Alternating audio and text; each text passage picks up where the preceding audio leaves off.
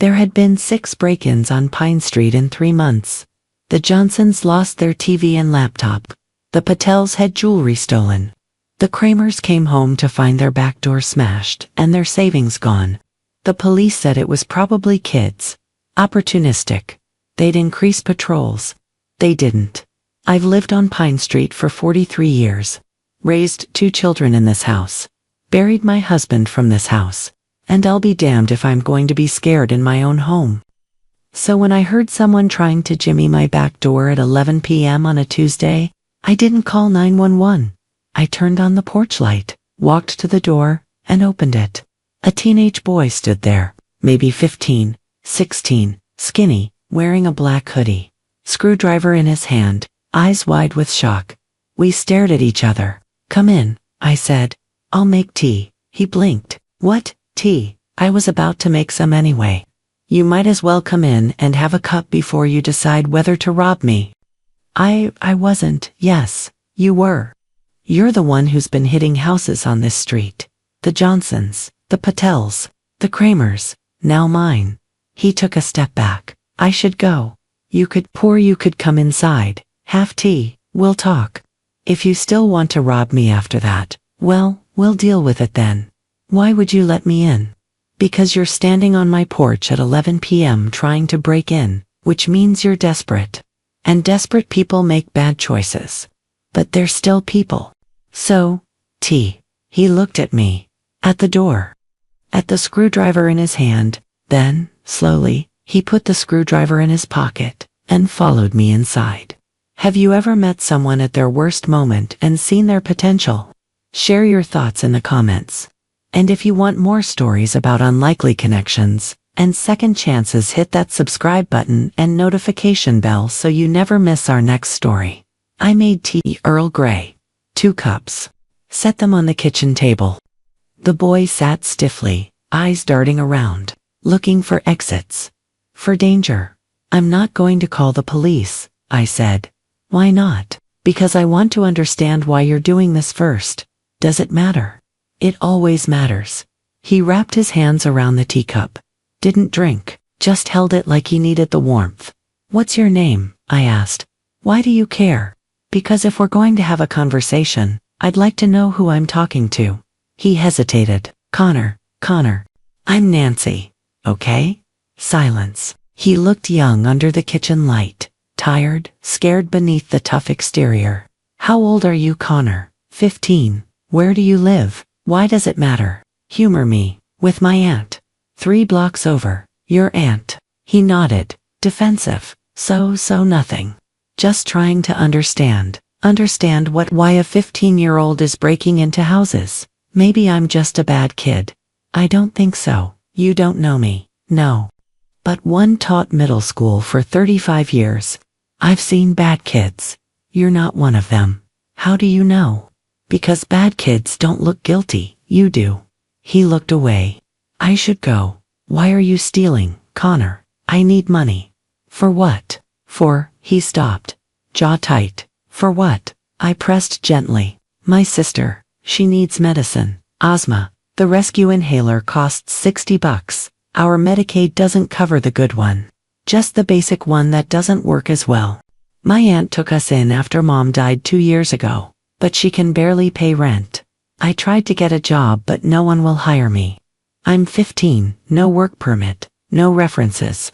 So He gestured vaguely. You steal to pay for your sister's medication. Yeah, go ahead. Tell me I'm terrible. You're not terrible, you're desperate. There's a difference. Is there? Yes. Terrible people don't care who they hurt. You clearly do. He was quiet. Then, I always check if people are home first. I only take stuff that won't be missed immediately. Electronics. Cash. Small jewelry. Nothing sentimental. And I've never hurt anyone. That's your moral code. I guess. It's something. Not much, but something. He almost smiled. You're weird. I'm old. It comes with the territory. This time he did smile. Small, but real. How much do you need? I asked. What? For your sister's medication. How much? I told you. $60. But she needs a new one every month. sometimes more if she has bad days. So you need steady income, not just one-time theft. Yeah, but like I said, no one will hire me. I looked at him, at this skinny kid trying to keep his sister alive the only way he knew how. I'll hire you. He stared. What? I'll hire you. Yard work, house maintenance, whatever needs doing. $15 an hour. Cash. You work. I pay. No stealing required. Why would you do that? Because you need money. I need help. My yard's a mess. My gutters need cleaning. There's a fence that needs repainting. I'm SpaceX. I can't do it myself anymore. But I tried to rob you. Yes, and now we're having tea instead. People can change their minds, actions, directions. This is me offering you a different direction. I don't understand you. You don't have to. You just have to decide. Do you want a job or not? He looked at his tea, finally took a sip. Why are you being nice to me? Because someone was nice to me once. When I needed it, and it changed my life. Maybe I can do the same for you. What if I steal from you anyway? Then I'll be disappointed, and you'll prove me wrong. But I don't think you will. How do you know?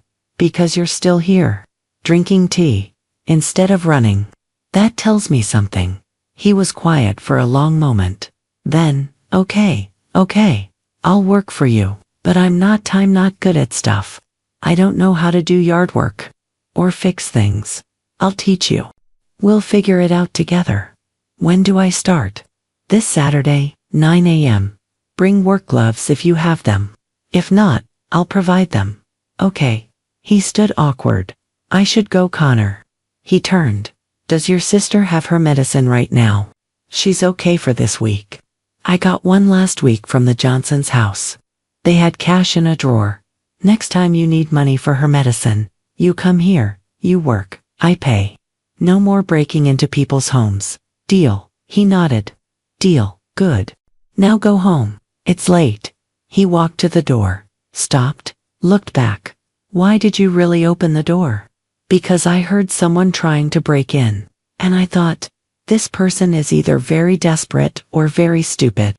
Either way, they need help more than I need to be afraid. And if I'd been dangerous, then I'd have been wrong, but I wasn't. How did you know? I didn't. I just hoped. He left. I locked the door behind him, and prayed I hadn't just made a terrible mistake. Saturday, 9 a.m. Connor showed up. On time. Wearing jeans and a t-shirt. No work gloves. I gave him a pair. Showed him the yard. Let's start with weeding the garden beds. Then we'll move to trimming the hedges. I don't know how to do any of that. I'll show you. I did. Patiently, step by step. He was clumsy at first. Pulled up flowers instead of weeds. Cut hedges unevenly. But he tried, and he listened. We worked for 3 hours. I paid him $45. Cash. He stared at the money like I'd handed him gold. This is ... This is a lot. It's what you earned.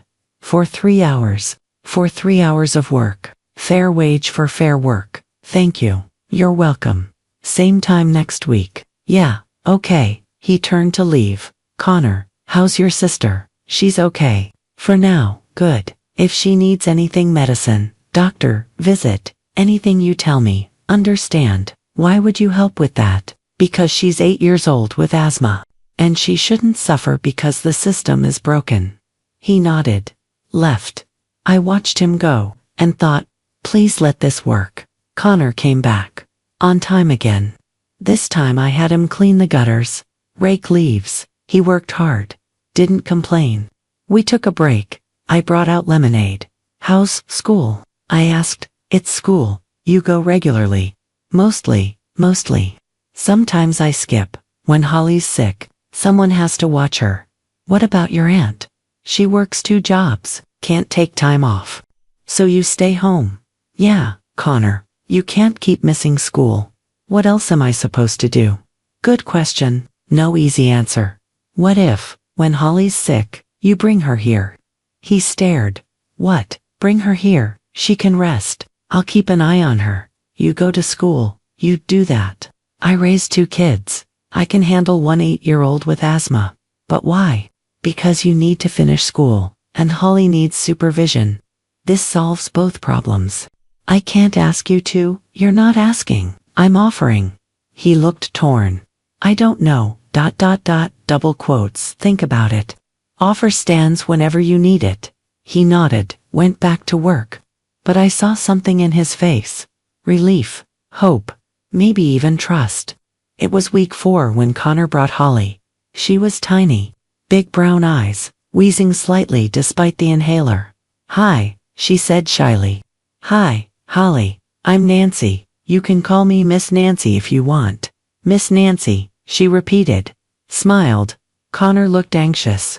She might need her inhaler. Sometimes she panics. Sometimes Connor, I've got this. Go to school. But go. She'll be fine. He left. Reluctant. Holly and I sat on the couch.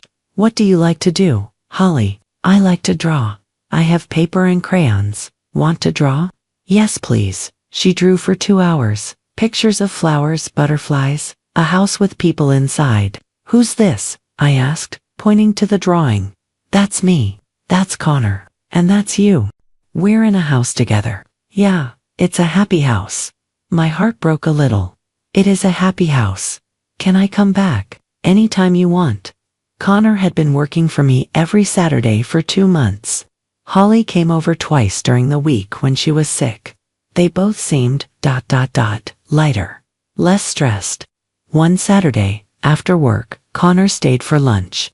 I made a bigger meal than the usual sandwich I had when alone. Can I ask you something? He said. Of course. Why are you really doing this? The job, watching Holly, all of it. I thought about how to answer. Do you know what the hardest part of being a teacher was? What? Watching kids slip through the cracks. Smart kids, good kids, who just needed one person to believe in them, to give them a chance, and not getting to be that person for all of them. So I single quotes what? A project. No, you're a kid who needed help, and I can help. That's all. But you don't even know me. I'm getting to know you, and I like what I see. I tried to rob you. And then you didn't. You chose differently. That's what matters. He was quiet. Then, my aunt got eviction notice. We have to be out in 30 days. My chest tightened. Where will you go? I don't know. Probably back into the system. Me and Holly will get separated. Different foster homes. I've been trying to figure out, I don't know, something. Connor, it's okay. I know how to handle myself. It's just Holly. She doesn't, and her asthma. She needs stability, not constant moves. What if you stayed here? He looked up. What if you and Holly stayed here, with me? Miss Nancy, that you can't. I have 2 empty bedrooms. This house is too big for one person. You and Holly need a place. That's not how it works. We'd have to go through foster system. You'd have to apply, get approved. That takes months, and we don't have months. Then we'll figure something else out. Like what? I don't know yet. But Connor, I'm not letting you and Holly end up separated.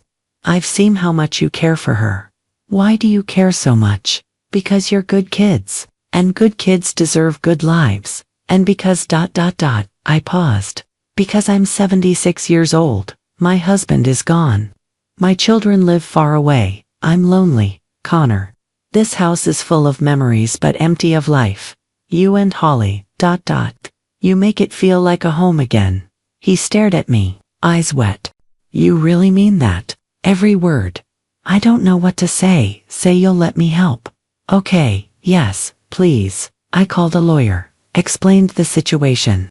Mrs. Armstrong, becoming a foster parent at 76 is complicated.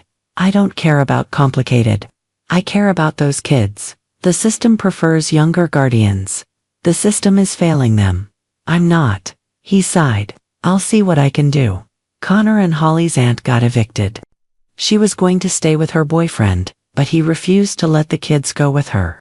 It was a studio apartment. He said there wasn't room for everyone there. They had nowhere to go. I didn't ask permission. I just brought them home. Until we figure out the legal stuff, I told Connor. You're staying here. Child Services showed up 3 days later. Mrs. Armstrong, these children aren't placed with you officially, they're here unofficially. As guests, while their aunt gets back on her feet. That's not how it works. Then change how it works. These kids are safe, fed, cared for. Do you have a better option? The caseworker looked at Connor and Holly. At my house, at me. I'll give you temporary emergency placement. 30 days, while we process your application. Thank you. Applications submitted. Home inspected. Background checked. References provided. My age was a concern. My lack of recent childcare experience was questioned.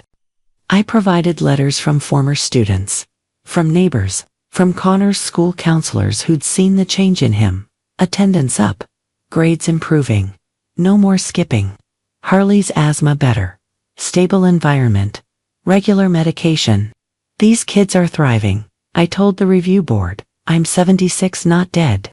I have energy, experience, and most importantly, I care. They deliberated for weeks. Finally, approved, temporary guardianship, 6 months. Then reassess. My children came for Thanksgiving. Met Connor and Holly for first time. My daughter Susan pulled me aside. Mom, you took in teenagers. At your age, yes. Why? Because they needed me, and I needed them. But the responsibility is the best thing that's happened to me in years. I was withering, Susan, lonely, purposeless. They gave me life again. She looked at Connor helping Holly set the table. At the easy way they moved through our kitchen, they're good kids. The best. You did a good thing, Mom. 6 months later, Connor turned 16, got his work permit, kept working for me but also got part-time job at grocery store. Saving for college, he said. You're thinking about college. Miss Nancy, you told me I'm smart. Maybe I should act like it. Pride flooded through me. Holly thrived. Her asthma under control. She drew constantly. Made friends at school. Called me Grandma Nancy one day. Accidentally. Started crying. I'm sorry. I didn't mean Holly, honey. You can call me that, I'd be honored. She hugged me. Really? Really? Connor overheard. Came into the room. You don't have to do this, he said quietly. Do what? Pretend we're family. Connor, I'm not pretending. But we're not your real grandkids. Real is what we make it. You two live here. I take care of you. You take care of me. We eat together. Laugh together. That's family. Even though we're not blood. Family is not only biology. We chose each other. He hugged me. 16 years old. Taller than me now. Holding on like he'd never let go. Thank you, he whispered, for opening the door that night. Connor came to me one Saturday morning, nervous, holding a notebook. Nancy, I need to do something, and I need your help. What is it? He opened the notebook, list of names, addresses, items. I wrote down everything I stole, from everyone, the Johnsons, the Patels, the Kramers, all of them. My heart swelled. Connor. I can't keep it, the guilt. I know I can't give back the electronics, I sold those, but I saved money from working. For you, and at the grocery store. I can pay them back, cash, for what I took. That's very brave. Will you come with me? I don't think I can do it alone. Of course. We walked 3 houses down. Connor's hands shook as he knocked. Mr. Johnson answered, mid-50s stern face. Can I help you? Connor took a breath. Mr. Johnson, my name is Connor. I'm the one who robbed your house. Some months ago, I took your laptop and about $200 in cash. Mr. Johnson's face hardened. You what? I'm sorry. I was desperate. My sister needed medicine, but that's not an excuse. What I did was wrong. I can't give back the laptop. I sold it, but I can pay you back. He handed over an envelope. Cash. That's more than you took, Mr. Johnson said, confused. It's what you paid for the laptop originally. I looked it up. It's only fair, Mr. Johnson stared at the money, at Connor, at me. Why are you with him, Nancy? He asked me. I became Connor *S. Guardian. He came to me with this idea, wanted to make things right. You're living with her now. Yes, sir. She gave me a job, a home, me and my sister, and she taught me that I'm better than my worst choices. Silence. Then Mr. Johnson did something unexpected. He handed back $50. Keep this. For your sister's medicine. Sir, I can't. Yes, you can. You could have kept the money. Kept stealing. You didn't. You're trying to fix it. That takes character. So keep it. Connor's eyes filled with tears. Thank you. Don't thank me. Just keep being better. That's all any of us can do. Next stop, Mrs. Patel answered. Recognized Connor immediately. You're the boy who… Yes, ma'am. I robbed you. I took jewelry, a necklace, and 2 rings. I sold them. I'm sorry. This is what I got for them, plus extra for what they might have been worth to you. Envelope, $400. Mrs. Patel took it, opened it, stared. Why are you doing this? Because it was wrong, and I want to be better. She looked at me. You're Nancy Armstrong, from down the street. Yes, you took him in. I did. Even after he robbed you, he tried. We had tea instead. She smiled. Small, surprised. The Kramers were older, late 70s. Mr. Kramer used a walker, Connor explained. Apologized. Handed over money. Mrs. Kramer cried. We thought we'd never see any of it again. We're on fixed income. That money was for our medications. Connor looked devastated. I'm so sorry. I was stealing for medicine too, for my sister. But that doesn't make it okay. I hurt you. I'm so sorry. Mr. Kramer studied him. How old are you, son? 16 now. You're just a kid, old enough to know better, old enough to try to fix it. That's what matters. He looked at the money. We accept your apology. And we're keeping the money. We need it. But Connor, yes sir, you're a good kid. You made bad choices, but you're making better ones now. Keep doing that. I will. I promise. Back home, Connor collapsed on the couch, exhausted, relieved, crying. Holly climbed up next to him. Why are you sad? I'm not sad. I'm not. Oh no. I feel lighter. Did you give back the stuff you took? Yeah. Were people mad? Some were. But most were… kind. Understanding. They gave money back. For your medicine. Holly hugged him. You're a good brother. I try. I sat across from them. I'm proud of you, Connor. It was the right thing to do. Doesn't make it easy, but you did it anyway. That's courage. People were so nice. I thought they'd hate me. People are complicated. They can be angry and compassionate at the same time. You gave them a chance to choose compassion. Most of them took it. Mr. Johnson gave me money back. Because he saw a kid trying to be better. That's worth supporting. I don't deserve. Yes, you do. You're making amends, actively working to be better. That deserves support. 1 year later, guardianship was made permanent. Connor graduated high school, received a scholarship to community college, studying social work. I want to help kids like me, he said, who need someone to open the door. Holly in 4th grade, healthy, happy, talked about being an artist.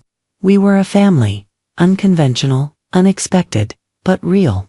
Connor is 19 now, in college, still lives at home, says he'll move out eventually but not yet. Holly is 11, wants to go to art school someday. People ask how it happened, how a 76-year-old woman ended up raising 2 teenagers. I tell them the truth. A boy tried to break into my house. I opened the door, made tea, and found a family. But weren't you scared? They ask, terrified, but more scared of doing nothing, of letting him disappear into the system, of losing the chance to make a difference. Do you regret it? I look at Connor studying at the kitchen table, at Holly drawing in the living room, at the life filling my house, not for a second. Last week, Connor asked if he could change his last name to what Armstrong, if that's okay. Legally, I want to be Connor Armstrong. Holly wants to be Holly Armstrong, so we're really family, on paper. I cried. You already are family, I know. But I want the world to know too. The paperwork is processing. Next month, they'll officially be Connor Armstrong and Holly Armstrong. My grandchildren. in every way that matters. People say I saved them. But the truth, they saved me. I was a lonely woman waiting to die. They gave me a reason to live. The boy who tried to rob me gave me everything. Have you ever given someone a second chance that changed both your lives? Share your thoughts, your stories of second chances and found family, in the comments below. If this story about choosing compassion over fear, found family, and the power of one open door moved you, please hit that like button and subscribe for more stories about unlikely connections, second chances, and love that defies biology. Don't forget to click the notification bell so you never miss our next story. Thanks for watching and we see you in the next one.